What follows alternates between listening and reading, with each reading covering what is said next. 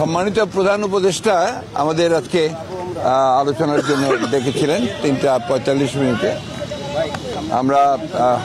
আমির খসরু সাহেব, সালাউদ্দিন সাহেব, আমরা এসেছিলাম।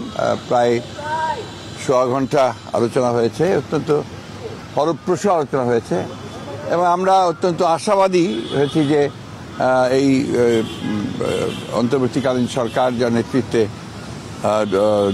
প্রফেসর ইউনূস রয়েছেন, তারা তাদের আন্তরিকতা, দেশপ্রেম, যোগ্যতা দিয়ে খুব দ্রুত তারা একটা স্টেবল অবস্থায় নিয়ে আসতে পারবেন এবং একই সঙ্গে তারা একটা নির্বাচনের দিকেও যেতে পারবেন এবং প্রয়োজনীয় সংস্কারসমূহ তারা পূরণ করবেন বলে আমরা বিশ্বাস করি। আজকে আমাদের আলোচনা অত্যন্ত ফলপ্রসূ। ওর মধ্যেই পাবেন, ওটা ওনারা বলবেন, ওনারাই বলবেন যে তারা কতদিনের মধ্যে এটা পারবেন।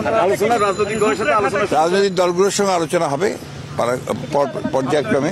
না, আমরা কোনো তারিখ বলিনি, ওরা প্রয়োজনে ওনারাই তো তারিখ বলবেন, আমরা তো তারিখ বলবো না। ধন্যবাদ।